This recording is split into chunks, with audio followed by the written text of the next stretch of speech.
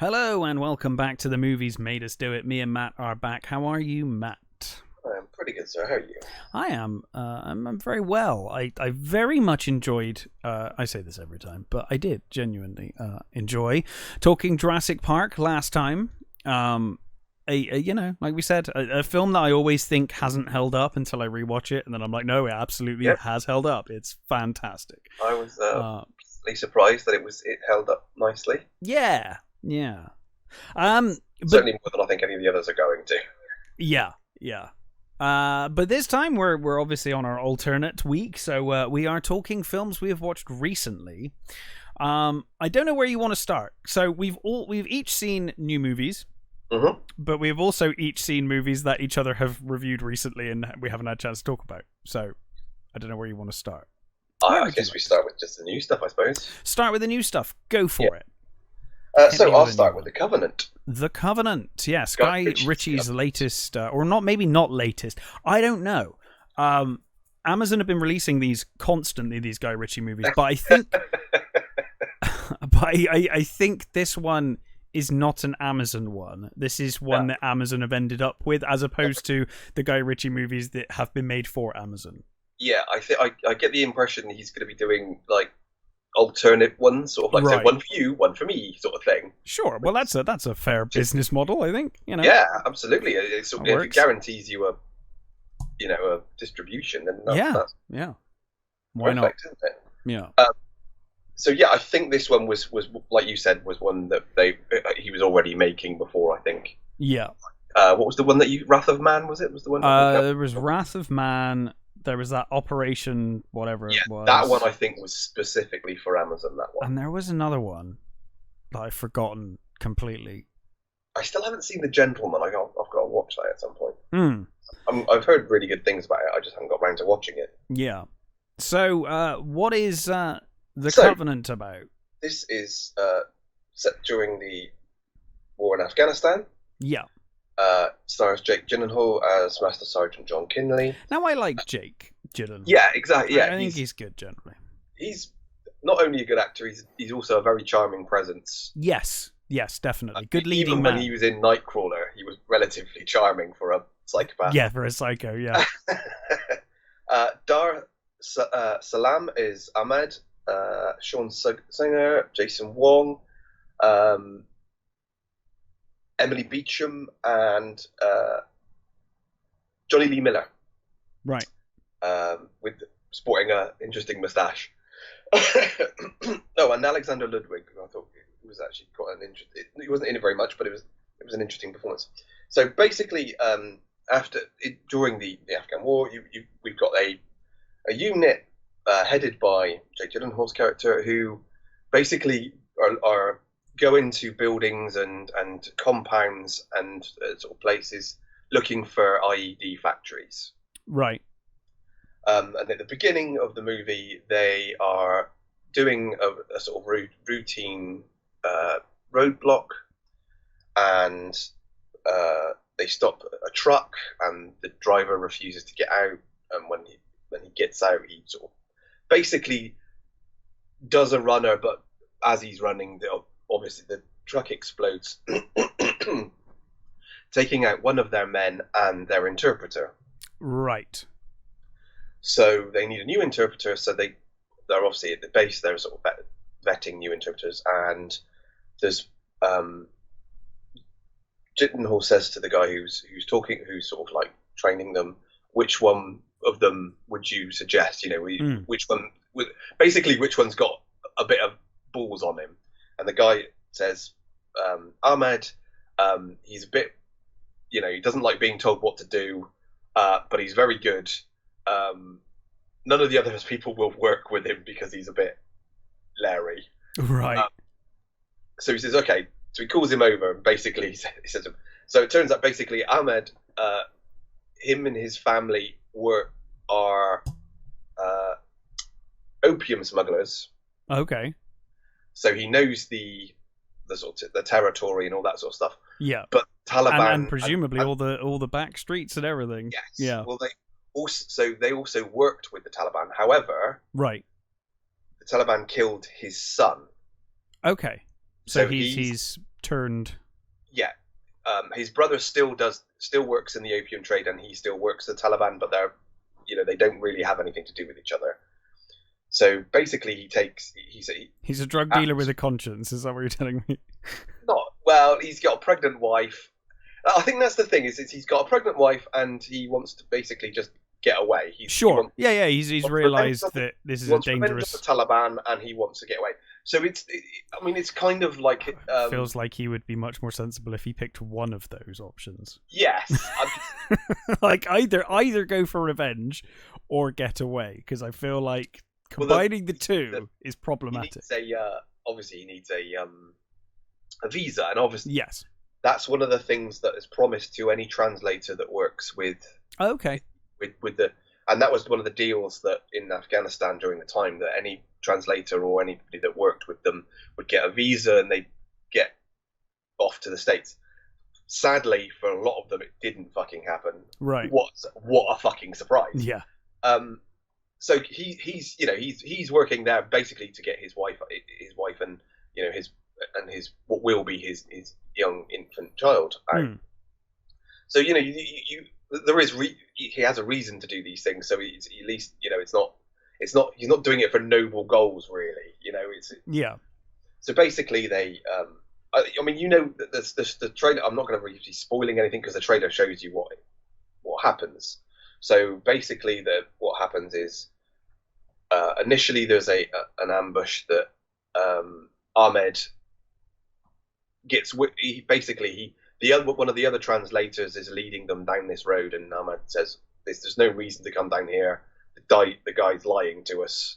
We're going to get killed if we go." So, the trust is built between him and Jake Gyllenhaal's character. There's an interrogation where they get information, and there's a number of things that basically Ahmed does that it endears him to him, so that he comes to sort of trust him a bit. They get intel that there's this mine. It basically literally almost in the middle of nowhere, that they're making IEDs there, and so they go to this. The unit goes to this mine complex, and they find evidence of guns. They find a big cache of guns. They find evidence that they're making bombs, and they also find them torturing some poor bastard to death, basically. So they blow up they set a charge on the thing. They start coming out. However, somebody within the compound got a warning off to his boss, and Taliban turn up, and it's not a spoiler. Pretty much wipe out his entire unit. So all that's left are Ahmed and Kinley. So they basically manage to get away from the compound. They basically start a trek to get back to base, which is fucking miles away. And during this, Kinley gets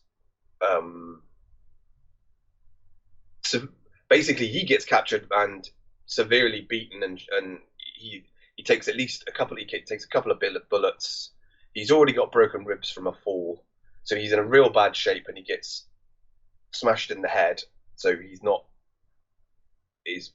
quite with it.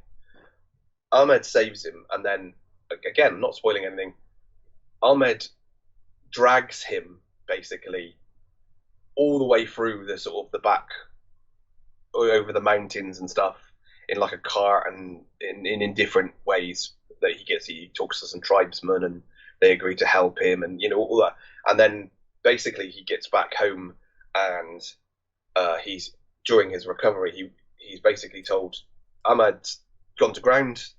He didn't get his thing. There's a massive price on his head, because basically the story of him bringing Kinley across the mountains has now become like a local legend. Okay, so they want to destroy the legend and be... Yeah, fair enough. Both of them have huge prices on their head, but of course he's already out, and Ahmed's still in hiding with his wife. So he then spends all this time trying to get this visa out, and also talks to a mercenary team to try and get him to drop him in so that he can find him himself, because no one else is going to do it. So he's just going to he thinks, fuck it. Mm-hmm. His wife agrees. He puts his house on, remortgages to the house, and his wife reluctantly says, just go, because he's dreaming about him. He's like, he can't rest. He's like, he feels that he owes him a massive debt, and he can't sleep until he gets back. And I'm not going to spoil anything else. I'm just saying. No, fair enough. So that's the story. Now, the last Guy Ritchie movie we watched, a lot of the reviewers were saying, "Oh, this doesn't feel like a Guy Ritchie movie," and I think, well, that's bullshit. I agree. It did feel like a Guy Ritchie movie. Was filmed all Guy Ritchie stuff. This doesn't feel to me like a fucking Guy Ritchie movie. It didn't. Even the trailer didn't look like a Guy Ritchie movie. Yeah, this is very, very serious. Very. Well, that's cool. I mean, it's nice when a director does something a little different. Yeah, and there's a few sort of there are a few flourishes. There's a very good sort of quick cut, sort of almost montage sequence. Because initially, when he gets back home, he doesn't remember any of the journey because of his head injury, and Ahmad was giving him opium to help with the pain while he was dragging him across. So he didn't really remember. But there's this really good bit where the memories start coming back to him, because he started drinking, and all he's doing is he's on the phone to the constantly making himself a nuisance. Yeah. But getting really smashed and just not making any headway. And there's this brilliant sequence where he gets this kind of like a flash, a massive flash of all the things that happened on his journey. He sees the things that that he sort of took in but didn't really take in. Right. It's like, and it's very cut, very sort of quick, choppy edits of this montage of what happened. And it's a beautiful little shot. I really liked it. The music's really nice as well that accompanies this. The performances are really good. I mean, you would kind of expect it from Gyllenhaal. I don't think I've seen Gyllenhaal give a bad performance. I mean, even in things when he was younger, like Bubble Boy, he was still great in Bubble Boy. Well, that's the thing. He is one of those actors who always puts in a good performance. Yeah. Regardless. Dar Salam, who plays Ahmed, I'm not sure I've seen him in anything before. Apparently he was in Game of Thrones, Devil Double. He's been in a number of movies that I don't think I've seen. He is brilliant.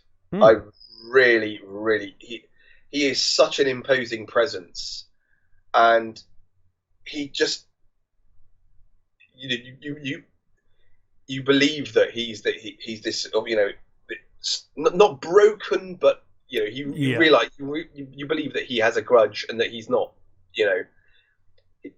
when he's talking to these, there's a great bit where when the very beginning, when the first place they go to raid with Ahmed, and we've got intel that this place is like, I know this place, there's nothing here, and he's like, how do you know this place? I just do.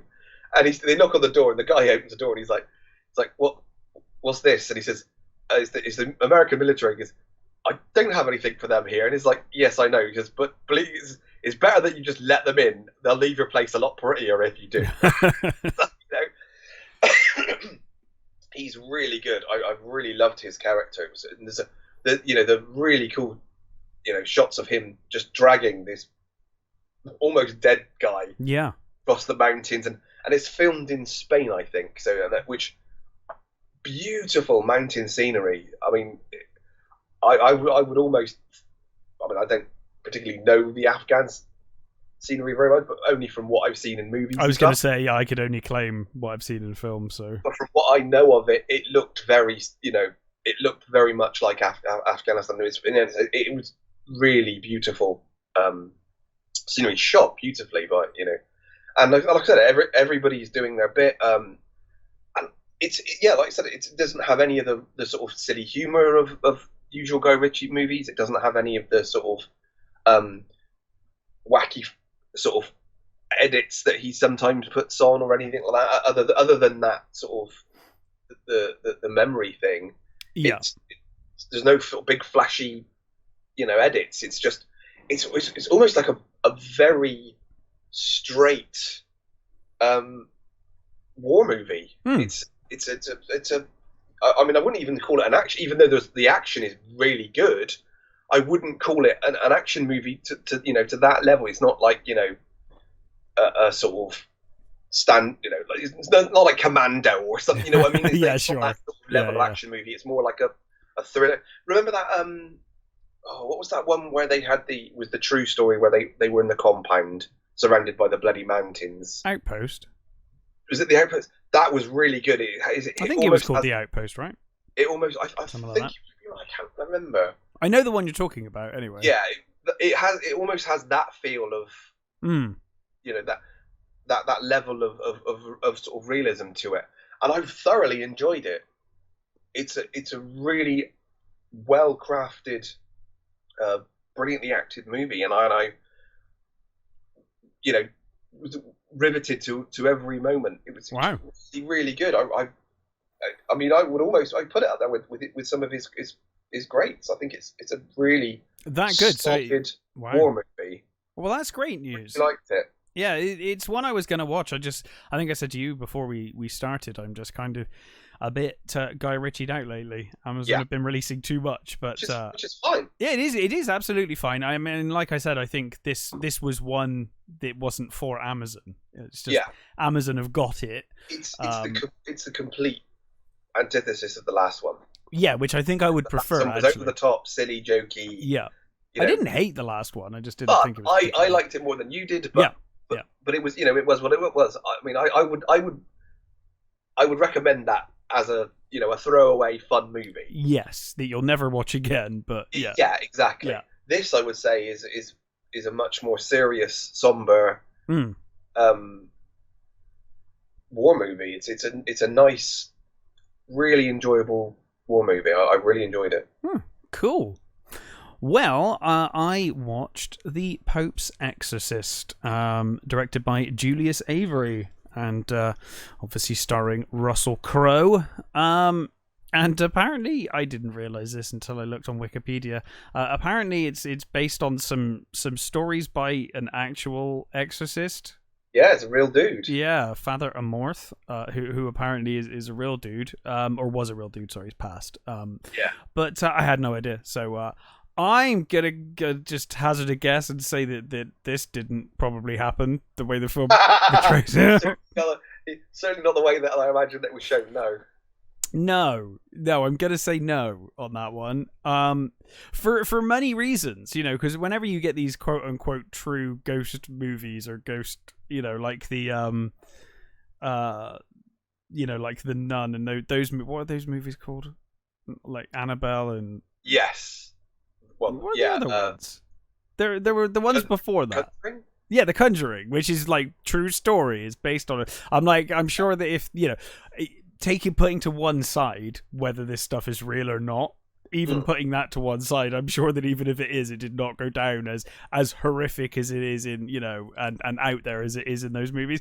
And with this, though, it's for a number of reasons, because you've got those like kind of horror aspects, but also this is like half action movie in places.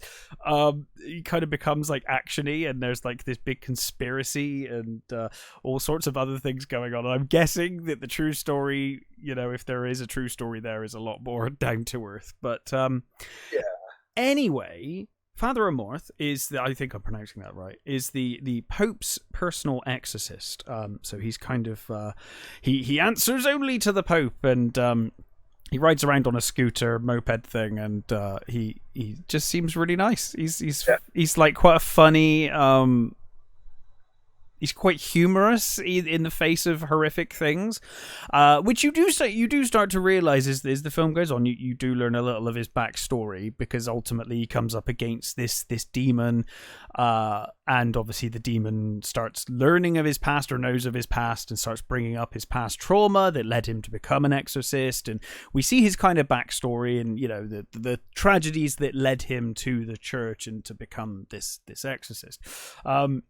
But effectively, he is a man of of principle as well as religion, and he is in hot water because he recently performed a quote unquote exorcism, which effectively they said, oh, you did all of this, and you behaved in this way. It wasn't a sanctioned exorcism. You shouldn't have done it. And he says, well, it wasn't an exorcism. And they were like, well, it was. You did an exorcism. You brought a live pig into the room, and you coaxed the demon into the pig, and all of this stuff. And he's like, he was mentally ill. I just told him what he needed to hear or wanted to hear at the time to kind of resolve. I told them what they needed to hear at the time to kind of help them with their mental health. It was a mental health issue. It wasn't an exorcism. And so, we kind of learn that he's a man of principle as well as religion, and he's kind of in hot water, and you get the impression that the church are trying to just do away with him and his position, the position of exorcist. But obviously he's under the Pope, so they're kind of a little stuck in terms of trying to get rid of him. I've just seen who's playing the Pope. Yeah. You got Franco Nero with the Pope. That's awesome. He's great. He's great. Yeah, that's one of my favourite things. Is it in John Wick 2, where he's the course. He's the head of the the hotel in Rome. Yes, and I like when when Wick comes in, he says, "Just tell me one thing. Are you here for the Pope?" Yeah, and now he's playing the Pope. Now he's playing the Pope. Yeah.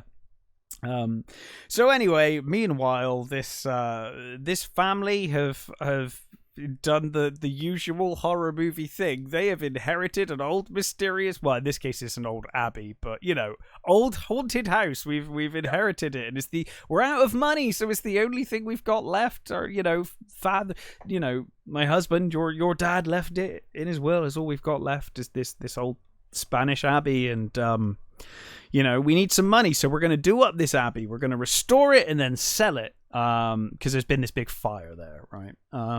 But anyway, as you would expect, it's full of demon, and they very soon discover their son or her son is possessed, and the demon possessing is asking for a Morth, basically. He doesn't say specifically, I don't think at first, that it's a Morth he's after, but one priest tries to go in and deal with him, and gets thrown out, and he's like, no, wrong exorcist or whatever. So he's asking for Merrin then. Yeah, pretty much. Yeah, he's like vendetta. So anyway, a Morth goes there, and then the movie goes from there, and you would kind of expect, like, hearing this, that it's just a horror show. We've just got possession and demonic child and I think blood and you've got that, right? It's one of those things with the Exorcist movies, isn't it? Or those, not specifically the Exorcist, but exorcism movies, yes. That you, like a lot of horror movies that are of a certain type, they have their certain beats, and where they're going. Yes. And most of the time, it's this one going on, and they're a bit dull, let's say. Yeah. Well, the trouble is, I in many ways, The Exorcist is a lot like Jaws, isn't it? It's like, well, there's your shark movie, done. Yeah. And there's your exorcism movie, done. And there are exceptions to that rule. There are quite a lot of exorcism movies that I enjoy, but I would say most of them are derivative of The Exorcist and films like that. So, but this one does throw you something of a curveball. This one, it also has this big conspiracy with the church going on, and some hidden secrets of the church. That they want to get rid of a Morth for, and obviously all of that's going to come out during this case. And you've also got quite a lot of kind of explosions and things. It's a bit more actiony than you would expect from a traditional exorcism movie. One of the things I think this movie, I think probably the best part of this movie is Russell Crowe, who is really likable as a Morth. You really like him as a character, and you want to see him succeed. I think Russell Crowe was clearly invested in this role, which has not always been the case with Russell Crowe. I was going to say, I've seen a few interviews with him for this, and he he actually looked like he was enjoying himself promoting this. Yeah, and a lot of the time, rarer for Russell Crowe. Absolutely. I mean, I did see him enjoying the promotion stuff. Yeah, like I really liked him in that kind of naff movie I saw during the pandemic, the one when he's the road rage one. The road rage one. Like which is a naff movie, but he was great in it. It just is a really thoroughly unlikable. He's the opposite here. He's like this lovely dude here. But he is certainly the shining he is I mean, obviously he's the star of the film, so you would hope he is the shining light of the movie, but he really is. And you can tell that Russell Crowe's having a great time. I wouldn't say that this is by any stretch of the imagination a fantastic film, or up there with The Exorcist. Not that many films would ever come that close anyway, but this is fine. It's a movie best described as fine. I enjoyed my time with it. It's not brilliant. I think it tries to do too many things at once, really. It sounds like there's a lot in it. So. It tries to be too many films, in one, and it's quite a short movie, so there's a lot going on. Maybe they thought like we did, that there's only so much you can do with an Exorcist movie. Well, maybe they thought they wanted to distinguish themselves. It's all interesting, like the church's secret and the conspiracy stuff was it was interesting. It's all stuff that's been done before, but it's interesting enough. It's a short movie. It certainly kept my my attention. I enjoyed it. It had some moments where it got quite gory, particularly towards the end, that kind of shocked me because the movie felt very light on that, and then all of a sudden they're like, oh yeah, we're a horror movie. Chucking some blood. Have you seen what the director previously did? I'm not sure what they've previously done. They did Samaritan and Overlord. Oh, okay, yeah. I actually enjoyed Samaritan, and I really liked Overlord. I thought Overlord was pretty good. I thought Samaritan was fun, but it was really dumb. Overlord was fun. Is that the World War II? Yes. One. Yes, I did enjoy Overlord. That was very silly. So yeah, I mean, this is I guess it's in the same vein, really. It's fine. It's fine, and it's kind of amusing in places. It's got some horror elements. I wouldn't really call it a horror movie as much as I'd say, like, I don't know, action thriller horror. Yeah. Or mostly thriller, a little bit of horror. But very enjoyable and nice to see Russell Crowe enjoying himself, Yeah. Because sometimes you just want to see these people enjoying themselves. I happen to think that when Russell Crowe wants to, he's fantastic. When Russell Crowe engages and is invested in a role, he's fantastic. I think he's got to the point now where he feels like he doesn't need to do stuff. Well, I think that's why he's being a bit more picky about what he does. Yeah, I think he's choosing his roles a little more for himself than just needing to. And then occasionally doing a Disney movie to make some money, and then back to the smaller indie movies that he likes doing. Yep. Yeah. Well, a lot of actors have done that throughout history, especially horror actors. They get to that point where they're like, well, I'll do one big movie every couple of years to keep actually paid, and then I'll just go off and do these smaller movies, these passion projects and things that take my interest, and that's fair enough. Anyway, what else have you watched? So, I watched Blood. The first of two things with blood in the title. Yes, so start with Blood. So this, I think it was released, in sort of festivals and things last year. Mm-hmm. I think it was officially released beginning of this year. Okay. I was thinking the other day, you realise that at some point in the next year, this show's going to have to pretty much entirely become reviewing old movies, because this writer strike is not ending. And pretty soon they'll be like, well, nothing new's coming out, so that's that. I we'll just do indie reviews. There's still stuff being made in other countries we'll that watch won't be... Because let's face it, actually, indie movies. Most of the big awful anyway. movies in recent times we haven't reviewed anyway, because they've been awful. That is true. My default is that they're awful now. Anyway, sorry. Blood. This was directed by Brad Anderson, who'd previously done The Machinist. I love The Machinist, which is a fucking amazing movie. Really, really good. On Session 9, which is also a great movie. So this star is Michelle Monaghan as Jess, Skeet Ulrich as Patrick. I'm going to mess this poor kid's Skeet. name up. Always nice to see Skeet. Yeah, it is. Sadly, he's not in this a lot. Okay. But he's sort of up here, isn't it? So this poor kid, I'm going to mess his name up. Finley Wojtek, his song, plays Owen, and then we've got Skylar Morgan Jones as Tyler. So Michelle Monaghan's character Jess is a nurse who has just got custody of her children back after basically of being an addict and her husband basically leaving her and taking the kids with him and basically moving in with actually he didn't leave her, he basically chucked her out because he's got the house. Right. So he's got the house and he's now living with the nanny and they've got a new kid. So she has she's got custody back and she's moved into this farmhouse in sort of middle of nowhere with lots of outbuildings and it's near a dried up lake with a spooky looking dead tree in the middle. Okay. Yeah, I'm sure it'll be fine.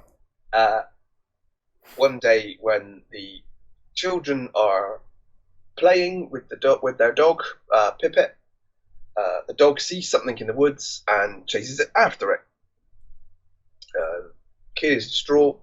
There's obviously lots of sort of drama with the sort of kids and the mother because they obviously have this very sort of strained relationship where they obviously haven't been around her for a while, so they don't really know where it is as well. And obviously, she doesn't know what they like. There's she makes spaghetti, and of course, she leaves olives in it, and the kid doesn't like it. Dad takes out his olives. Oh, it's like usual sort of kids drama sort of stuff. Yeah. The kid comes back sometime later, with sort of glowy eyes and an entire new attitude. It then proceeds to attack young Owen, who is savaged, and Jess basically kills the dog with, I think it's like the dog's bowl. I think she smashes his brain in with it. Right. They rush the kid to the hospital that Jess works at, and he gets patched up. Skeet Ulrich plays the father who turns up and he's like, oh, this is all your fault. Obviously, he blames her. He's not happy about what's going on. Obviously, you've got the usual court case stuff going on as well in the background. So you've got that going on too. The child seems to be getting slightly better, but then nothing seems to be working. There doesn't seem to be anything wrong with him other than he's got like a bit of a fever and stuff. Then he collapses and frothing at the mouth and fitting. So the trauma team bring him in. They bring him round a little later. The kid's saying he's hungry and he wants something, and then the mother sort of walks out of the room. When she comes back, he's drinking the blood out of the bag. So, and this is one of those things that pisses me off about this movie. Instead of telling the doctors, hey, my son's drinking the blood out of the bag. Yeah. But it does seem to be making him well again. She keeps it secret. Yeah. And takes him home and starts stealing blood from the blood bank. Obviously, it's going, blood's going missing. That's not good, So she starts feeding him herself. And of course, she's getting anemic. She's forgetting to do things. So, she's sort of zoning out because she's so weak. And there's a fire, and the daughter comes in. It's like, oh my god, she didn't notice the fire. The father comes up to pick the kids up at one point, and she doesn't know what day it is. So of course he thinks she's using again. And then of course it escalates from there. Right. This is a very well made vampire movie. Mm-hmm. It's also a bit dull. Okay. It's sort of what was it? It's about nearly 2 hours. It's about hour sort of 40-ish. It feels like it drags a little at times, and it's the weird thing is that they're not doing. It's not like they're doing anything that you don't need. They're setting up the relationships. They're you're seeing how it's affecting the family, but it all just feels a little too long and a little too dull. Mm-hmm. I can't fault the performances. They're all really good. Again, like we said with Jake Gyllenhaal, I don't think I've ever seen a bad Michelle Monaghan performance. Although actually, I've seen some rom-coms she was in that weren't that great, but she's great as a sort of a recovering mother. She does a sterling job of that. Skeet Ulrich is in a very small part of the the bolshy dad. Skeet's great at playing assholes. He's good. Yeah, he is, good. And he's. It's always weird when you see him not playing an ass. When he plays in Jericho, when he plays a good guy, you're like, oh, it's not right. Yes. It's just not right. There was a bloody series that I loved that series. Season 1 of that, I really enjoyed that. Yeah, the two kids are really good.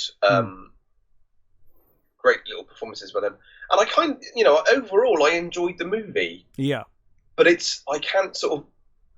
There's nothing to rave about. There's nothing to sort of like. Just okay, yeah. It wasn't a sort of a gripping vampire story. It was just a very well made,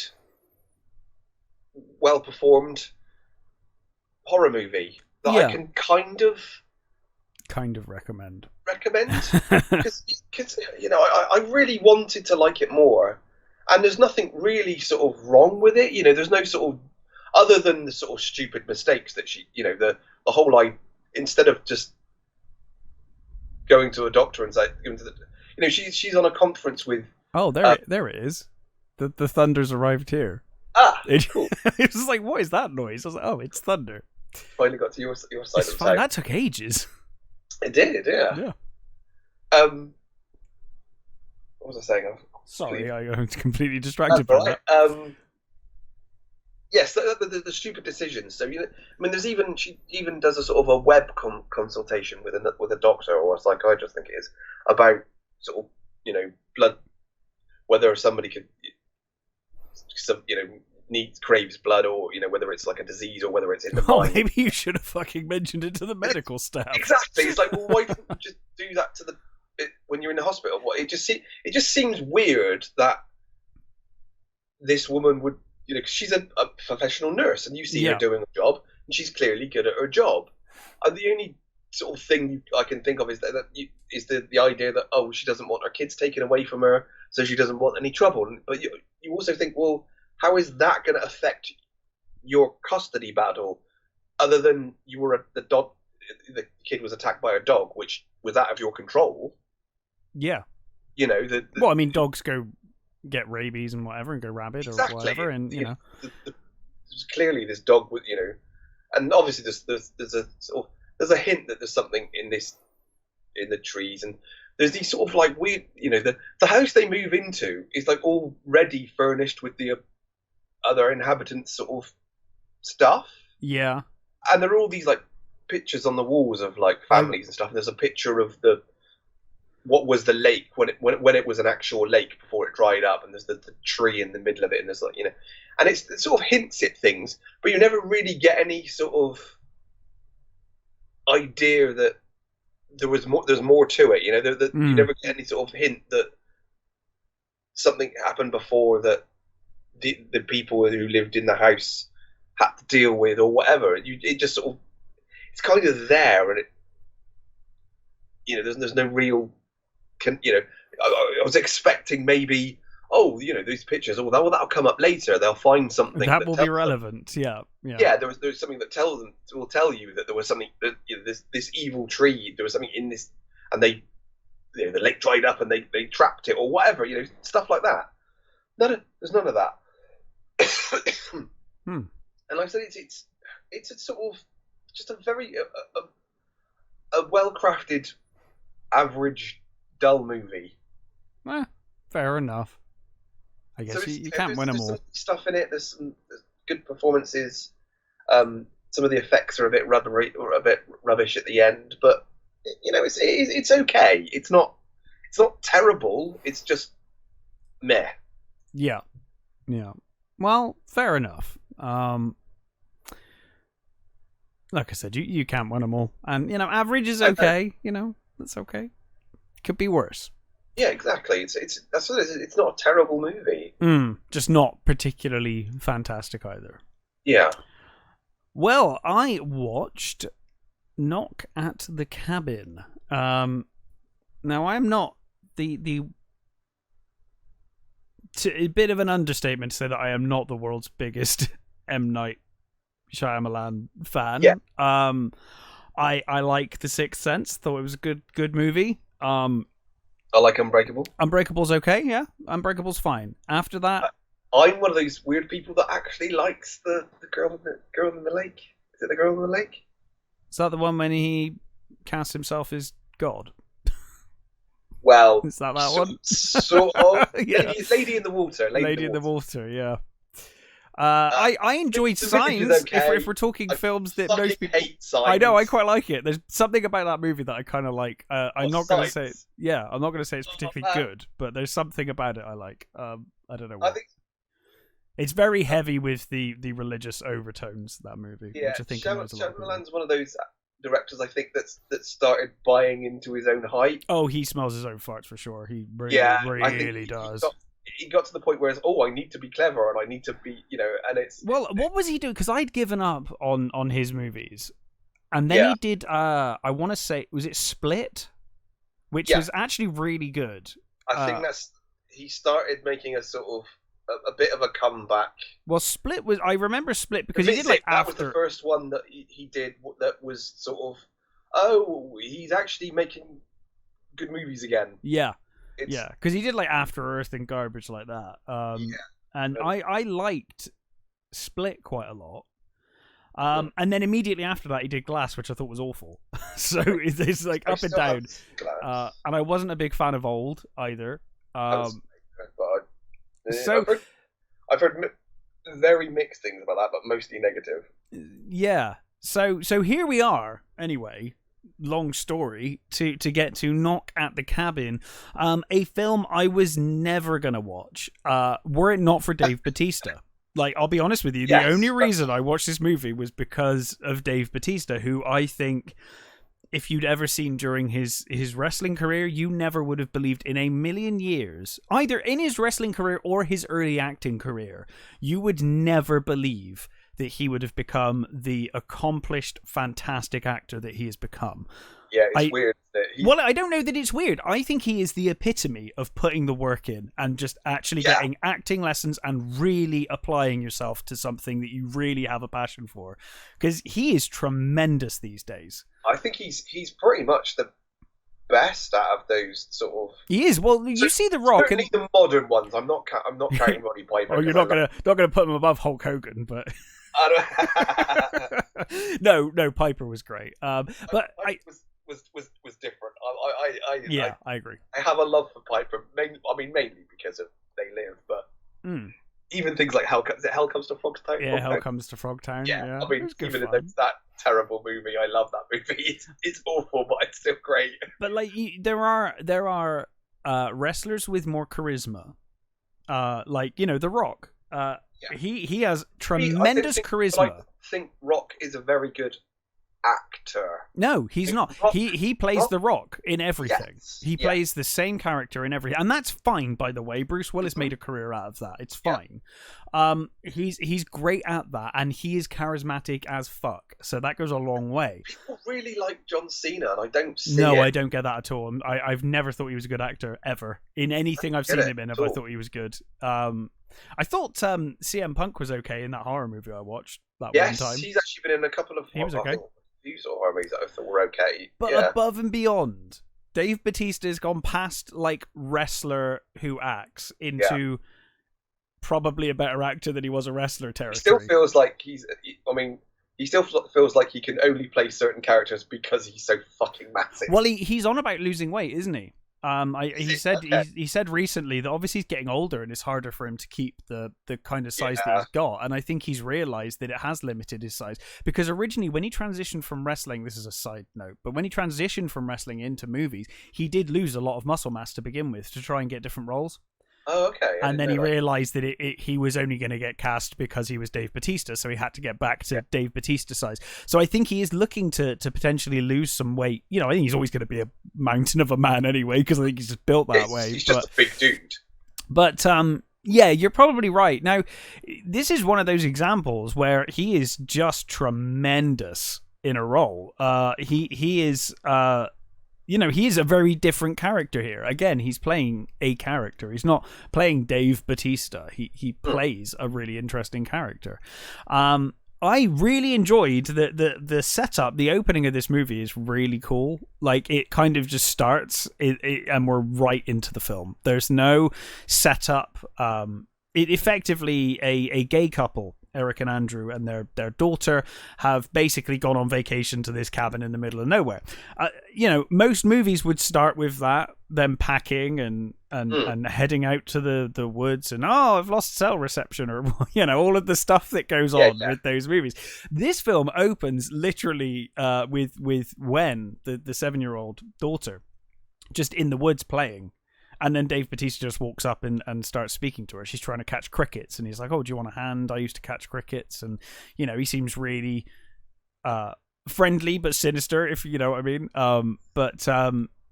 It just kind of starts you right off the bat in the middle of this story. They're just they're already vacationing, and this happens. So he meets Wen, and he basically says, he speaks to her, and he's very kind to her, and they talk about catching grasshoppers and whatnot. And then he says, I need you to know that you're a lovely person, and I don't want you to things are going to happen, and I don't want you to think that I don't like you, or that things are, that it's bad, that we're doing this for any reason of hate or malice. This has to be done effectively. Yeah, that's not creepy at all, is it? No. I mean, immediately it's like sinister as fuck, and it's like, oh god, he's really creepy. But anyway, so the girl runs back into the cabin, obviously, because she's like, no, not doing this. And she goes back to her father's, and she says, like, there's this guy out there, and of course he knocks on the door, and he's like, I need to come in, I need to speak to you in person. And the two fathers are like, no. And one of them looks out the window, and now Dave, I'll call him Dave, his name's not Dave in the movie, hang on, what's his name? Leonard. It's not Dave. Leonard, that's right. Leonard is now outside with some friends, and they appear to be armed now. I think it's Andrew is like one of the fathers. He's like, no, I've got a gun. Like, if you come in here, I will shoot you. And it's all very tense. Anyway, they get in, and they end up tying them both up to a chair. And effectively, these group of people have met online, and they fully believe that the world is going to end unless one of the people in this cabin sacrifices themselves. That's what has to happen. One of them has to choose to sacrifice themselves. And immediately, right off the bat, they kind of... it's kind of interesting. I kind of like the way the film does it. So almost immediately, Eric, I think, says, like, this is because we're gay. You've come here... You're fucking rednecks, and you've come here to basically kill two gay men. Certainly you'd think that, wouldn't you? I mean, given the situation, and one of them is like super redneck anyway, just for the way he's talking. You're like, okay, right. But Leonard is like, I didn't even know that you were homosexual. I didn't realize you were a same-sex couple, I think he says. Like, I had no idea. It makes no difference. Like, I assumed it was, a man and a woman. Didn't realize it was two men. It makes no difference. Which is, it's interesting because it does that. and you kind of believe Leonard, but then some of the other members of the group, you're like, oh, maybe not him though. Maybe he is actually homophobic, and so it does kind of play with your kind of perspective a little. Where the other dude's Rupert Grint, isn't it? Yes, and he is fantastic as well. I would say I don't want to spoil too much. They the only thing I will say is that they start trying to convince them, and one of the couple begins to believe. And the other one is like, this is ridiculous. Think about what you're saying. For example, they turn on the TV and they start showing them news reports like, oh, there's been a tsunami, and this is because you didn't sacrifice yourself. There's been this tsunami now, and obviously, you know, what the more rational parent is like, that's ridiculous. You've pre-recorded that and just stuck a USB into the TV or something to show us this, you know, pre-rendered news report, this fake news report. But they see more and more, and they start to learn that, you know, oh, this is actually happening around the world, or is it? And you get that argument between the two. You kind of learn quite early on that these people are deadly serious. They start killing themselves because they're like, well, a sacrifice needs to be made. Okay, fine. And now it's down to you. Are you going to make the choice? Are you going to make the choice? And it's a constant situation where they're talking them into sacrificing one of them has to sacrifice themselves, and then the apocalypse will end and it will be fine. And it goes on from there. This is a flawed movie with a tremendous cast. Right. I really liked the cast of this movie. I felt carried the movie reasonably well. That's good. Yeah, and I think not just Batista, but the entire cast I thought were great. I know my friend of mine said he didn't buy the gay couple. He didn't really buy into them. I did. I thought they were actually really good. I actually thought it was one of those situations where it's like, well, this is an okay movie. It's elevated by the actors and actresses playing the roles. And I do quite like this kind of idea of this isolated cabin, and they're not in the, you know, we're not in, you know, the day after tomorrow, but we see disasters happening on the news. Like, we're not there, but we see it and we're aware of it, and things are happening. And, you know, towards the end, things ramp up. You do see little bits of things, but only from their perspective. I thought it was a reasonably well put together, well written movie for the most part. It's a small story. It's interesting, and you know, it's very M. Night Shyamalan-y, but it's one of the better ones, is what I think I'm saying. Yeah. I enjoyed it quite a bit, actually, overall. But I think that's a legitimate thing to say, though, isn't it? It's very shit. You know, most people will know what you mean. Yeah, you know what I mean when I say that. If you've watched enough of his films, you know exactly what I mean. But yeah, it's a really enjoyable film. I certainly enjoyed it more than I did Old. That's for sure. Right. And I, like I said, I think the cast go a long way to really elevate this movie. It's based on a book called The Cabin at the End of the World. I don't know how accurate it is to the book. Whether the book's better, I honestly couldn't say. I think I was going to say something then, but I might give something about the ending. No, I'll keep my mouth shut. Okay. I think the ending might be slightly different. Okay. Let's say that. Okay. Let's say that. Yeah, fair enough. You can tell me later. But yeah, so yeah, I would recommend it. It was good fun. You know, I wasn't expecting much, and like I said, I mainly watched it for Dave Bautista. But I'm really glad I watched it. I actually had a really good time with it. It was a fun little movie, really. So, what else have you watched? So I have seen Blood and Gold. And Gold, the sequel to Blood. Yes. So this is a Netflix movie. Yeah. It's German. Directed by Peter Thorrath, starring Robert Massa, Mary Heck, Jordis Trebel, and and Alexander Schur. Mm-hmm. So this basically takes place in 1945.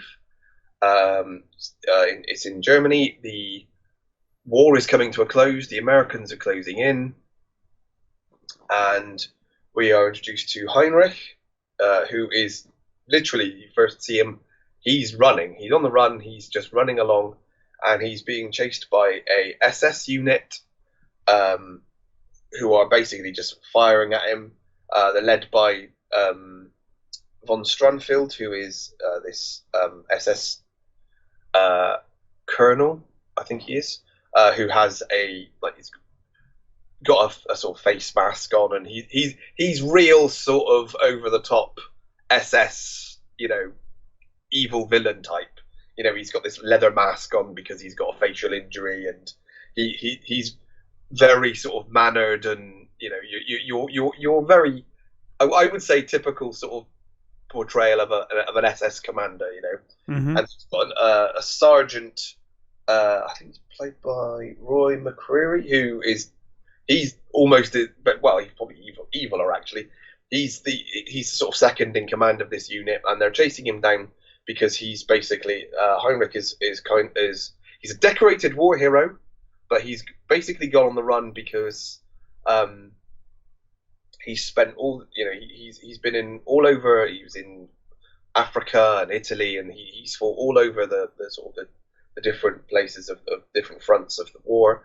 And like I said, he's decorated, but during the war, his wife and his son have been killed, and his daughter is now on her own. She's been taken in by neighbours, but she's on her own. So he's decided, fuck this, the war's over. I'm going to get my daughter. So basically, the SS are like, no, you're a traitor.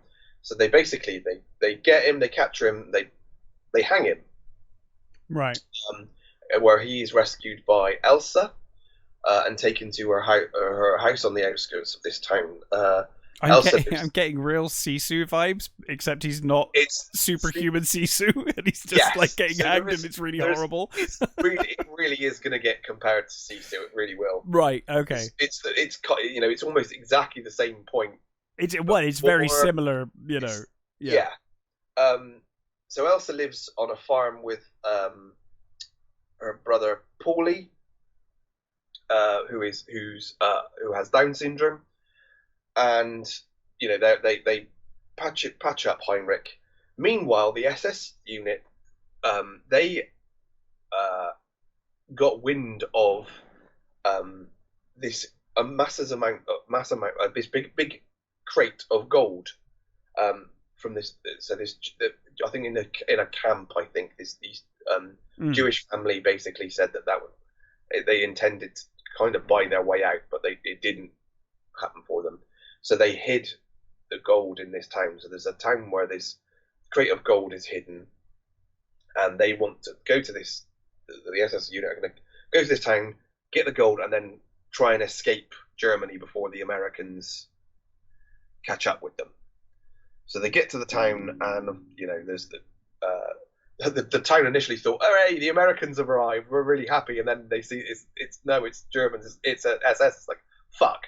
So the sorry, the town mayor quickly goes and gets his uniform back on, puts the picture of the portrait of Hitler back up on his wall, and waits for the arrival of this unit. So they basically search the house, this burnt out house, and then from there you get sort of like a bunch of little sort of factions within the town who know about the gold and who want to try and get out themselves. And then you've got the unit searching for food come across the farm, and of course because Paulie is Down syndrome, they're immediately like, we thought we killed all of your kind. Right. You don't deserve to live. Blah blah blah blah. They try to assault Elsa, but Heinrich basically comes down. He's hiding, but he comes down and he basically takes out most of them except for the sergeant, who just won't die. He's like a fucking cockroach, and he manages to escape after but and then so I'm not going to spoil it. It goes on from there. I really enjoyed this movie. It's not as over the top as Sisu. Sure. Yeah. It's not as it doesn't have the sort of sense of humor that has either. It has full-on boo-hiss villains. It's got. Well, I mean, Nazis are pretty. Exactly. As far as villains go, there are degrees. I mean, there are degrees of Nazi. Yes. There were just sort of horrible Nazis, and then there are sort of horrible Nazis who are also your stereotype. Yes, sort of, absolutely. There are yes, of course, into that category of evil Nazi. The action's really nice. There's some great fight scenes. Weirdly, the overall story and the sort of where the gold is hidden and the sort of fight to get to the gold and particularly because of the soundtrack, it actually makes it feel like a Western. It makes it feel like almost like a Sergio Leone film. Well, that's cool. Which is actually really nice. The Robert Masso, who plays the main guy, he's previously been in. He was an assassin, played an assassin in Rogue Nation, and he's been in a few other sort of American movies. I have actually seen him before. I think he usually plays like heavies, right? He's pretty big looking. Oh, he's also in Barbarians as well. He weirdly he kind of looks like what's his name? Is it Blazkowicz from the Castle Wolfenstein? Oh, from the Wolfenstein games. That's what I was going to say, Bo. He weirdly, I think he kind of looks like Blazkowicz. Okay, fair enough. And he's a really good sort of hero. He's he wants to get back. All he wants to do is he has no interest in the gold. All he wants to do is get stop these awful fucking SS dudes and just get back to his daughter. And it's got a really nice sort of really enjoyable conclusion. It's just a really good, fun sort of Western war movie. It's as I said, especially the soundtrack, which is really good, and you get a not trying not to sort of spoil anything really, but you get your showdown moments and stuff as well. So yeah, it really does feel like a Western. Nowhere near as good as Sisu. I will say that it's nowhere near that good. But what it is a highly enjoyable war movie. Again, I'm saying that about this one too. Which at times is just the right amount of over the top fun. Yeah, it's not the sort of throwing a mine onto a soldier's head sort of fun. Yeah. But it's a certain amount of grenades blowing up and people getting blown back. I mean, I don't want to say it's more realistic, but it is slightly more realistic, let's say, than sure than Sisu is, if you can say that. But yeah, it's a really enjoyable German-made war movie that has a great great villains, a believable hero, and just thoroughly enjoyable. There's some of the effects are a little ropey. There's a couple of scenes there's one scene where one of the soldiers is shooting from the top, like the top of a roof of a church, and that looked a little ropey.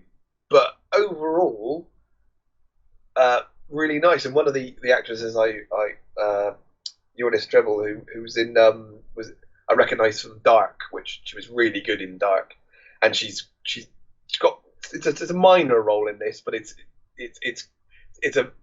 she's sort of no, I won't say what her character is, but I enjoyed her character for what she was. Yeah, I really enjoyed it. It's a fun war movie, fun get the gold, get out sort of movie. Well, that sounds good to me. Yeah.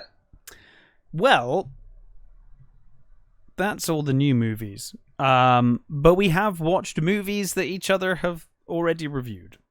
Yeah. So let's talk about that. Do you want to start off? Sure. We'll start with John Wick then. John Wick 4. John Wick 4. So I reviewed John Wick 4 just after it came out, I think. I saw it in the cinema. I enjoyed it for the most part. I'm curious what you made of it. So I really liked it. It's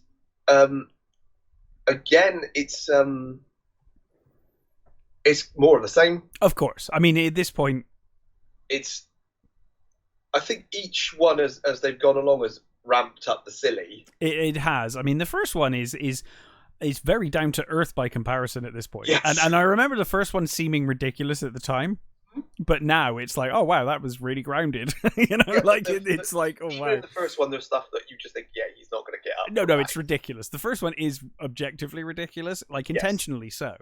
But we have got to the point now. By the time you get to this one, he's getting hit by like multiple cars now, and he's like, oh my god, okay. He's shrugging off more bullets than entire countries have shot at other countries. They're very inconsistent with what injures how much people get injured by things in this. Yeah.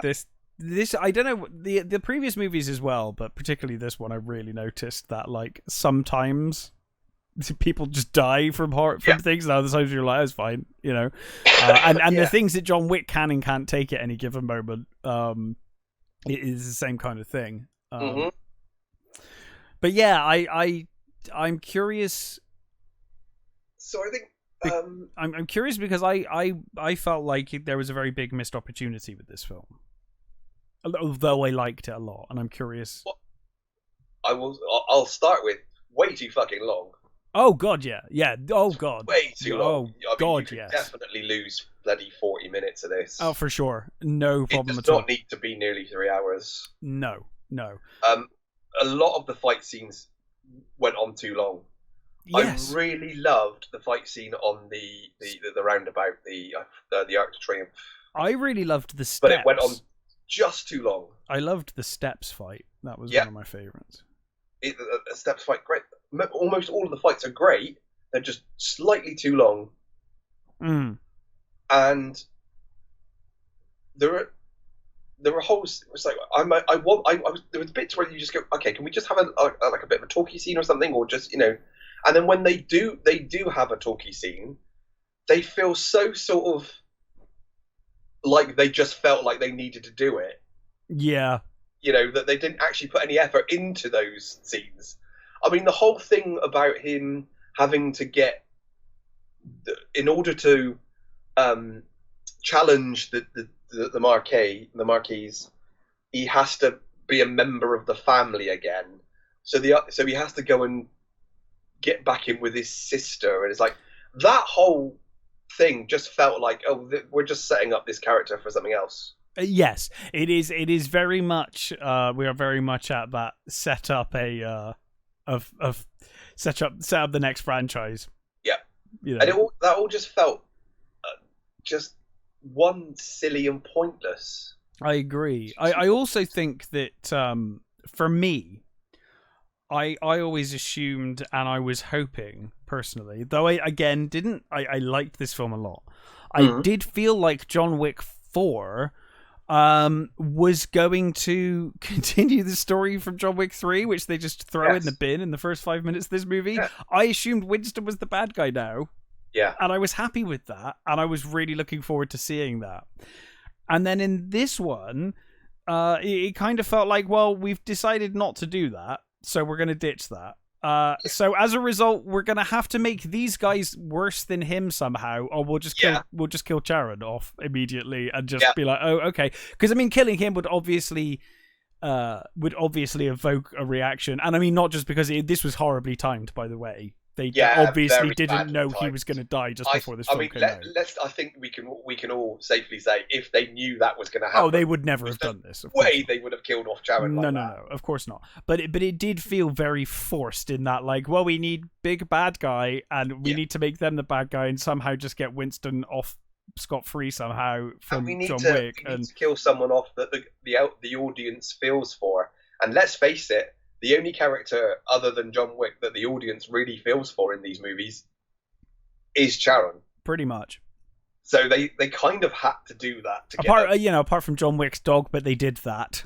Yeah, they're not going to. They've already done that. Well, I'd say they wouldn't kill the dog again. Lawrence Fishburne, I care about his character. He's great. Yeah, but I think they don't have a particular relationship or friendship. Yeah. So, and that. I mean, speaking of Lawrence Fishburne, I was bitterly disappointed in the Bowery King. Well, again, I thought it was going to be the Bowery King versus. Yeah, I thought we were going to have a nice team up with those two going against Winston. Me too. Getting New York back. I assumed that John Wick was going to end with the Bowery King in charge of the Continental, and that was going to be the new thing. Something I certainly because they were set up as opposites of each other. Mm-hmm. Like you've got the Bowery King, who is like he is basically Winston, but for homeless people. Yeah, and the banks and the unloved and stuff.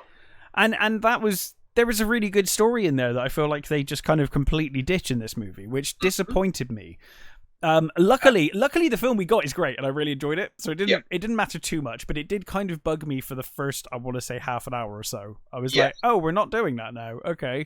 The Marquez is a good bad guy. He's a good bad guy. He's just the next in a long line of bad guys who turn up to be a bit of a coward. Yeah. And a bit shit. And you've got the I quite liked the Tracker. I thought the Tracker was cool. And I mean, it's got fucking Donnie Yen and Hiroyuki Sanada in. Yeah, but I think we said off air the last time we talked. I think it was Jurassic Park. We talked about it off air after that, and you were saying like they are criminally underused in terms of them fighting each other. It's like you've got the two of them. Maybe it's my own fault for anticipation. Maybe I Well, I did the same though. In my head, I was like, oh my god, this is going to be awesome. It's going to be awesome. Should have been epic. Yeah, I agree. It did not feel epic. No, nowhere near enough. Felt very underdone. No, this could have been. I know we're on different levels here. I know Sanada can certainly handle himself. He's certainly, he certainly has, the skills, but not to the degree of the martial arts skill that Donnie has. No. So I understand that there's a slight discrepancy, but it's a move. You can still choreograph a great fight. Yeah, exactly. Could do it, and I felt that they didn't serve them well there. I mean, overall, Donnie was fucking brilliant. He still had great stuff to do. He was great. I loved his character. Him going through the kitchen and stuff, and setting up those sensors and things. That was all great. Yeah. That was all real fun. That was, and like I said, again, that's the thing about these movies. They're such fun. They really are, and this one was absolutely fun as well.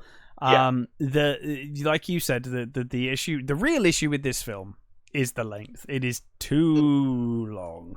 Yeah. And there's only so many times I can see gunfight and fight in one movie before I'm like, okay, we're done. I mean, Hard Boiled has the logic to be like, okay, there's gunfights, but then there's actual really interesting dialogue and story going on in between the gunfights, and we're going to save most of the gunfight to the end. We'll have a massive action set piece. This feels like the end of Hard Boiled for 4 hours, and it's like it's too much. It's just too much. By the end, I'm like, I don't care anymore. Especially when they are shrugging off so much. You're kind of like, well,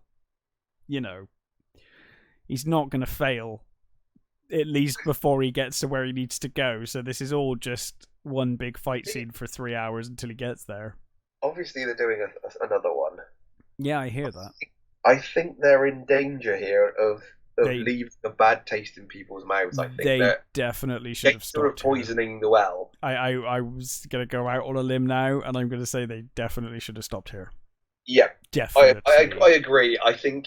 What fucking reason now are you going to find to bring John Wick back? Mm-hmm. They're in danger of making like a lot of. Because the thing is now, are we talking spoilers at this point or not? Yeah, I think so. I think okay. that's. I think Because as we leave John Wick 4, right, there are two outcomes. One, John Wick is actually dead. Yeah. Two, the whole world, including the fucking assassins and the table and everyone, believes John Wick is dead. Yes. So all he wanted was to be left alone, and now it's like either he's dead or he's been left completely alone. There is no reason whatsoever for him to ever come back now. Not really. None at all. I mean, you could say that. I mean, from the bit at the end with Donnie, and just do that movie though. Do a movie about Donnie. Yeah. Well, that's the thing. I would rather they do that. Just leave John out of it. With Donnie and Akira. Totally, I'd totally watch that. That has a compelling narrative to me. John Wick coming back for reasons doesn't really do anything for me. I would much rather see the Donnie movie now. Mm-hmm. That would be cool. And I think, obviously they want to make the money. They're successful movies, and people will definitely go and see the next one. Oh, I'm not gonna pretend like I'm not gonna go see it. Exactly. Obviously I will. So we are getting to the point now where. But I used to say that about Marvel movies. What you've done. Yes, I used to say that about Marvel movies, and I wouldn't be caught dead going to a Marvel movie now. I mean, the quality of writing's gone very much downhill with Marvel. Yeah, I was going to say that they'll have to start fucking making decent. But they are in danger of that here if they keep going. Mm-hmm. There is such a thing as too much of a good thing, and I feel like this was a fine conclusion. It just should have ended here, really. I mean, the thing is, they obviously it's one of those. It's on a corporate level, they're on a roll. They want to put out more. They want to make more money. They want to do it. But even maybe giving it some time. Just give it a few years. I mean, it's not really good with John Wick because Keanu Reeves isn't getting younger. Well, I don't know. There is something in there. Might be something in old man John Wick. Yeah. There might be in a Sisu kind of. I guess Sisu's kind of done it really, but. Yeah, there could be something in that, like an old John Wick.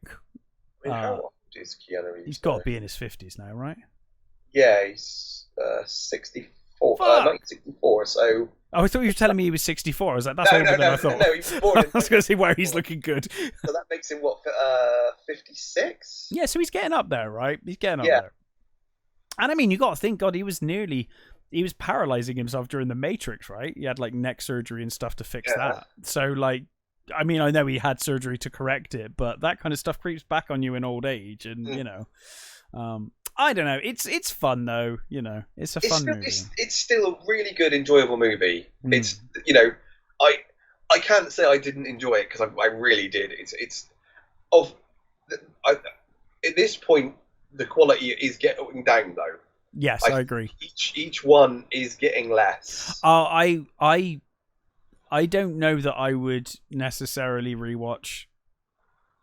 I don't know if I've ever rewatched any of the John Wick movies apart from the first one. Actually, the first one I rewatch every now and again. But I have seen John Wick a few times now. Yeah.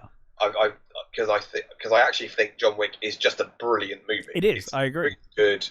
I think almost a self-contained movie. You could actually watch that and not need to watch. Well, that's kind of what I do. I think I just watch that first one and I'm like, yeah, fine. There's that, and I did, go back and watch the others, before I watched this. So I have seen the others a few times. They've all merged for me, those sequels. Yeah. I couldn't tell you which one's the one with Halle Berry and which one's the one with the sumo wrestler or the one when there's a fight at a gig concert, outdoor concert, and they could all be the same movie. I don't know. Well, so. There's the House of Mirrors bit, which I thought was really cool. What movie is that in? That's really cool. That's amazingly well shot. That's the second one. That's that's a really good one. Then you've got the. The third one's Halle Berry with the dogs, right? Yes. Is that the third one? Okay. Yes. Right. Yeah. The third one's But yeah, this one's fine. It's got some cool action set pieces and stuff. It's just a bit too long, and there's too much of it, really. Yeah. It's I like they've already set this world up. You don't. I think people would probably not as many people would see spin-offs because you're never going to get the same audience completely. I think if you went with Donnie Yen, you probably would. Exactly. I think bankable star because there's the concierge show that's coming is set in the 70s. I like the idea of that. Me too. I like the whole setup of. I think the initial. I thought the initial plan. Maybe they changed their mind, but I thought the initial plan with the concierge is that it would be a series that each week goes to a different city. I believe that was the original intent. Whether that still is the intent. Yeah. So I don't know whether they'll do that eventually. Maybe they'll do that. But they've set up a number of characters. I'd watch a Halle Berry. She is coming back. Yeah.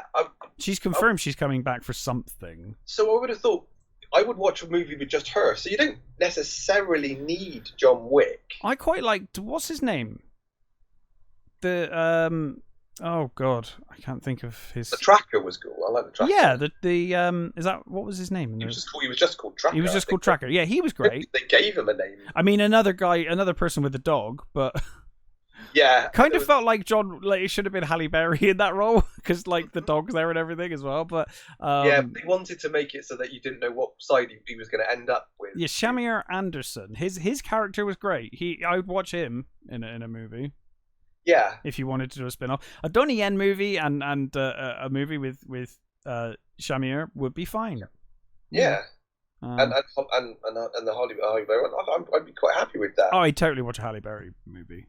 And I quite like to see Clancy Brown again, just because it's Clancy Brown. Really, yeah. He didn't exactly do an awful lot in this movie. No, but it was just cool to see Clancy Brown. Exactly. I'd be happy for him to turn up again. Yeah, and I think. Maybe I'm just sort of being a bit too sort of, maybe overthinking the world and stuff. But I like the idea of having a movie that's John Wick's not in it, but it's to do with the whole now. Where does the table go now that Yeah, pick up from that chaos and the Elder's dead. What do they? Well, you've got an interesting movie about a power vacuum now. Potentially, and you could have, and all of the characters we know vying for that position. Like Donnie Yen's like, actually, I want to be at the head of the table, and Halle Berry's like, actually, I want to be at the head of the table, and Winston's like, actually, I want to be at the head of the table, and they're all just like, hey, face off of all these characters, and Bowery King could, yeah, or even then, I mean, you could have a movie where. A New York-based movie with just the Bowery King and Winston against each other. Yeah, that would be. Well, I mean, that was what I was hoping this movie was going to be. So yeah, exactly. But yeah, there's plenty of things that they could do that aren't John Wick. Absolutely. That, build up the world. Yes. But I guess there's no guarantee that people would see it, I suppose, because Keanu Reeves is in it, and he is. Yeah. He is kind of the draw for these movies. Yes, absolutely. So, I mean, I'm still going to watch the next one, but it's getting to the point now where fatigue is beginning to set in. Yeah, concern, I think. So I watched Renfield. Yeah. Which you've reviewed last week, I think, or not last week, the week before. Yeah, the last time we did a movies one. And I liked it. I don't think I liked it as much as you did, but I liked it. Okay. I would say about the first half of it. Yeah. I loved it. Mm-hmm. And then when the mob turned up, right, I was mostly occasionally watching it whilst scrolling through my phone and doing anything else in the world because I kind of lost interest a bit. I loved the setup for this movie. The powers thing didn't bother me in the end, actually, when I actually saw the movie. It kind of worked okay. The Paris thing? The powers thing. Renfield having powers was my big hang-up with the trailer. I thought it was probably going to be too much. It was fine. But it worked very well, actually. It worked well, yeah. I thought, as you did, I adored what they did with him being Lugosi's Dracula, him inserted like that, and the way they remade those scenes, wonderful. Mm-hmm.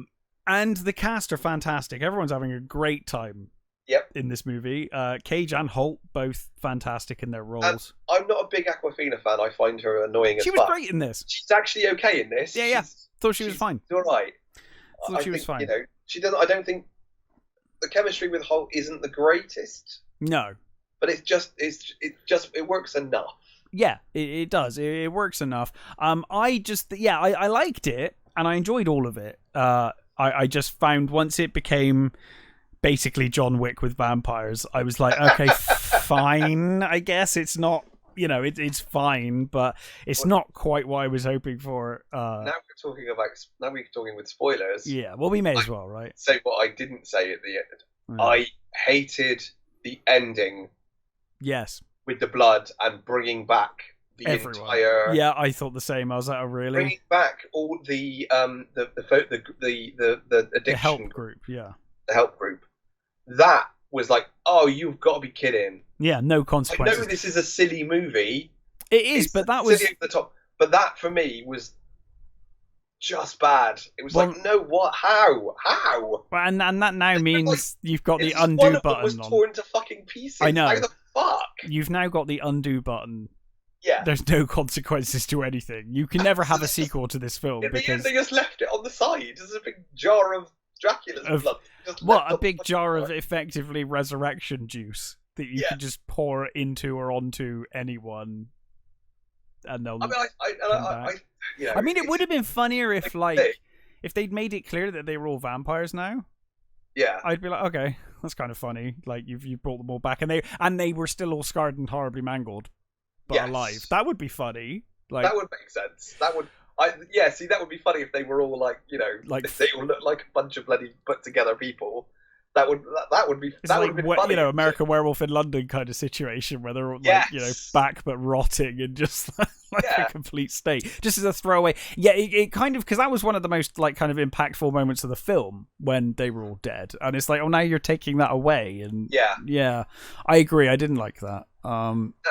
But I did it, for the most part, I enjoyed it. I enjoyed it more than I was expecting to, I think, from the trailer. There are some great moments, some great performances. Like I said, I just kind of, at the point where it was like, oh, well, now the police are involved, and now there's this crime boss family, and they're getting involved, and then Dracula teams up with the crime lords. And I'm like, oh god, really? I actually thought that was quite funny. I didn't hate it, but I was just kind of like, oh, it's just. I think it just made it more evident how desperate their situation was. They were literally the only two people in the city who were relatively.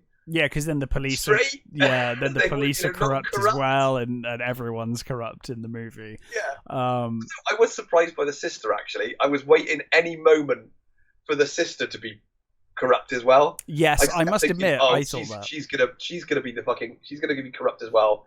And in the end, when it was like, oh, actually, I'm pleasantly surprised that she wasn't in the end. I did I did enjoy ultimately the way they dispatch of Dracula when they're like, well, we've cut his body up and mixed it in concrete and chucked the mixed up bits into the sewer, and he's like, he probably will come back, but it's going to take him a long time if nothing else. It's like we've been as thorough as we can be. I quite enjoyed that. That was quite funny. And I mean, some of the effects, especially the blood, was bad. Oh yeah, CG blood never works. Well, we'll get onto that in a minute with Evil Dead Rise. So especially when that scene where the big fight scene at his apartment complex. Yes, there should have been gore everywhere, because he was ripping those dudes in half. Well, I mean, at one point he literally lands on one of their heads and literally it just explodes. He explodes people. And afterwards, he's got a bit of blood on his jumper. Yeah, it's like, no, you should be a crimson. No. Well, you should be. I mean, like I said, we're going to talk about Evil Dead Rise because you've seen that, and that's how you should have looked, dude.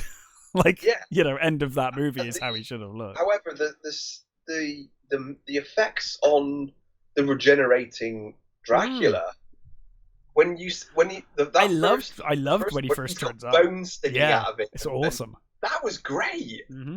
That was really good, and I love that his like throne with all the blood bags coming off of it. That was really sweet. And really I loved the whole idea of him, like, you know, Renfield's in this abusive relationship is the conceit of the movie, and it's a great plot. But I loved early on, like, I really enjoyed the bits early on when, like, Renfield was lying to Dracula about the world being super dangerous and, like, oh, stay here, you stay inside, and I'll go and get you supplies. And then obviously he's secretly trying to live a life. He's trying to have a bit of a life outside of his abuse. And that stuff was, like, really interesting to me. I think that's why I didn't gel so well when it became an action movie. Yeah. Because I was like, this stuff's really interesting, with, like, Renfield sneaking out to these self-help groups where he's going to try and find the confidence to stand up to Dracula, his abuser, and stuff. Really fun movie. And even the gags that, you know, they're obvious, but they're funny. They're funny. About, you know, he wants cheerleaders and nuns, and the bit where he's like cheerleaders, and he looks over nuns. He looks over. There's like a table full of nuns. He's like, where am I going to get cheerleaders and a bus of cheerleaders? They just walk in the door. That was really funny. Yeah, totally. It's like obvious but funny. And I liked the logic when he was like, well, maybe I could just feed Dracula bad guys. He's like, you know, he's like Renfield's purposely going out and finding, like, abusive husbands and stuff to be and like that's his way of getting revenge on Dracula. Like he's projecting his hatred for Dracula and the way he's being treated onto these abusive men, and then basically having Dracula kill them. That's why he goes to the self-help group. To find other people, but they start helping him. They actually start helping him, which is really fun. Yeah, it's a fun movie. And I do like it's like when he takes it. It's like, why are you feeding me these awful? Like, they taste terrible. It's like Happy Meals or something, isn't it? He says, like, you're feeding me burgers. This is awful. But yeah, so I enjoyed it overall. What did you make of Evil Dead Rise? I wasn't keen. Oh no. I wasn't sure how you were going to feel about this one, if I'm honest. I really dislike the main character. I didn't by the end. I did at the start. It was a case of the movie felt to me like it was, she's a pregnant lady. You're supposed to care about her. That was for me. I didn't care about her at the start. I cared by the end.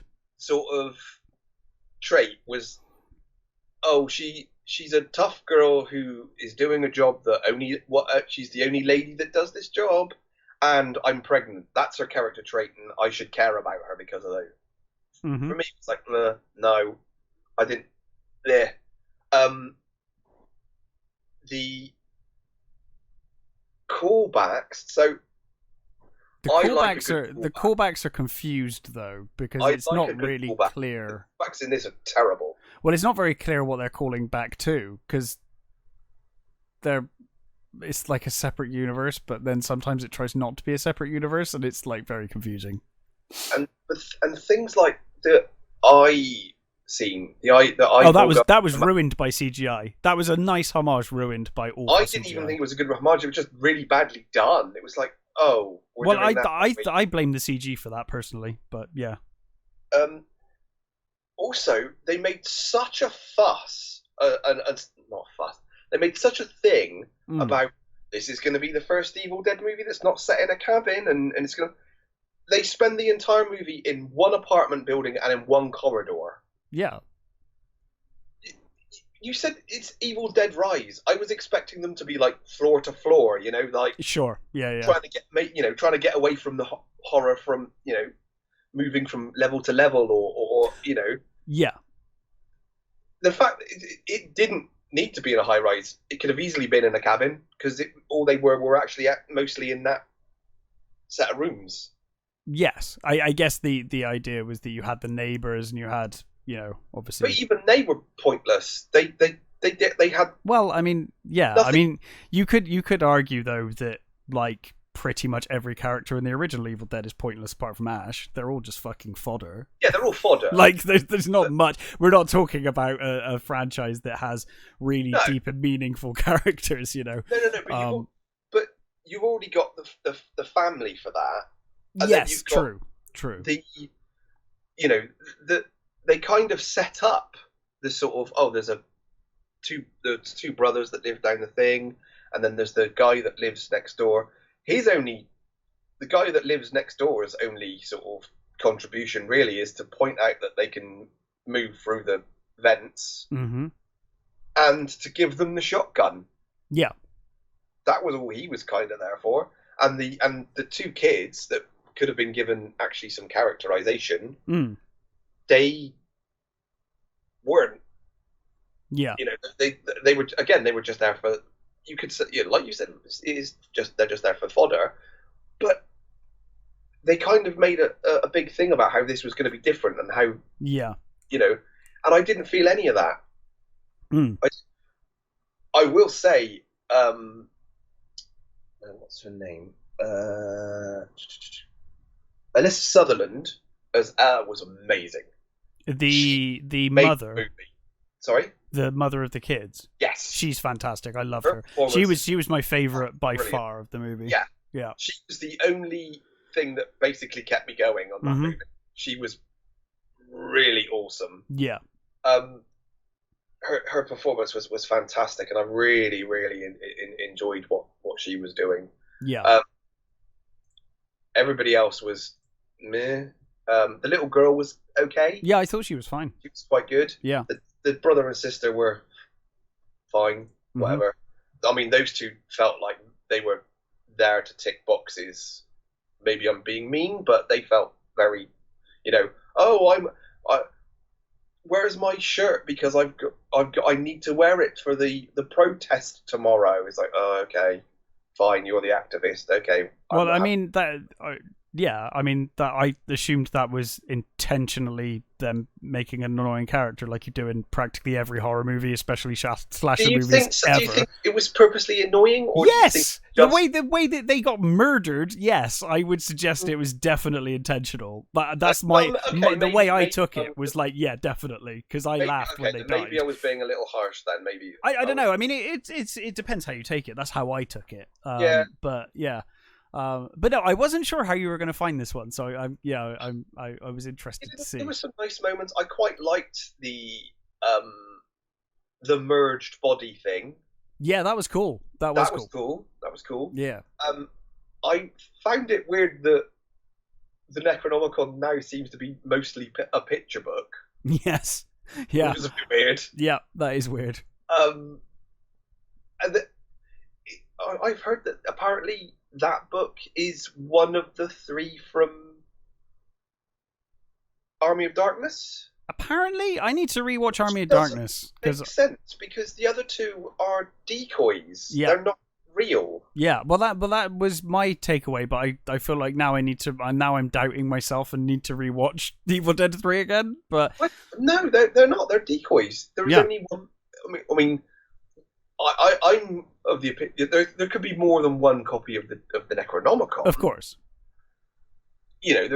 But to say that this copy was one of those 3 copies is just... It is weird.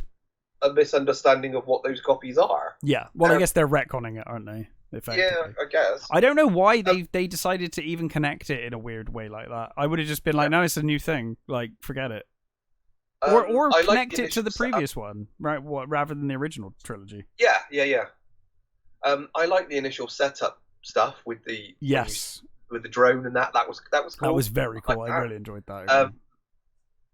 The stuff with the with that cabin stuff, that was actually quite good. I enjoyed that. I thought it was a really good start to the movie. It was a really strong setup. Yeah. And when you see the end, how she got there, that kind of worked for me as well. Yeah, I didn't mind it.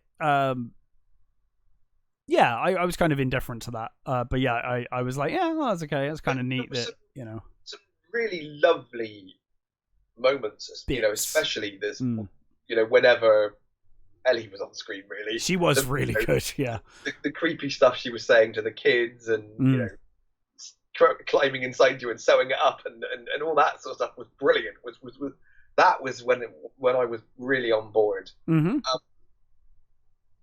It was just hard to get with the the hero, if you will. I just thought, yeah, well, that is absolutely fair comment. I totally get that. And the overall, set the disappointment that it was only basically, one apartment and a corridor was a bit. Oh, I guess, and the garage as well. Yeah. And it's just some of the setups were so forced. I mean, obviously, you want things to come back. You want to set up these things. Yeah. But these felt like it was like literally like, look what we're doing here. Look. Waving a flag, everybody. This is going to come up later. It's like, okay, could you be a little more subtle with it? Yeah. Could you just, oh, look, she's put the scissors under the table. Oh, they're going to come up later. Keep your eye out. It's like, oh, come on. You didn't need to do that at all. That was just felt basic. It's not terrible. No. But I didn't really enjoy it. I think I enjoyed it more than you, I think it's safe to say. But I totally get that. I actually enjoyed the remake more. I haven't watched the remake for so long. I watched it once and I didn't hate it, but I have not gone back to it. I need to. I should do that. Yeah, I mean, again, like you said about the other most of the characters in that are just awful people that you can't wait to get killed, and it is all about basically Jane Levy's character and maybe her brother. But it worked better for me, I think. Yeah, well, that's fair enough. They felt more. In a movie. Yeah, well, I do think that in a movie, in a slasher movie, if you're not getting behind the killer, you need to get behind the protagonist, and if you can't even do that, then it is definitely problematic. I think that's fair, fair enough. But yes. So, is there anything else you wanted to mention before we end the show? No, I think that's it. I think we're. Do you know what we're doing next time? Yes. Oh, if you are. I'm sure I will. You're willing? Go for it. I thought we'd do Chinatown. Yes, we talked about potentially doing Chinatown soon. Absolutely up for doing Chinatown. Sounds great. Cool. Awesome. Well, thank you for listening, everybody. We will be back next time with our in-depth review of Chinatown. But until then, stay safe, take care, and we will catch you next time.